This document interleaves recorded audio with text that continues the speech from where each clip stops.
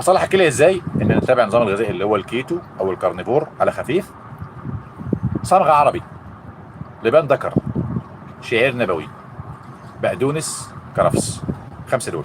تاني: مشروب اصلاح الكلى، صمغ عربي، شعير نبوي، لبان ذكر، بقدونس، كرفس.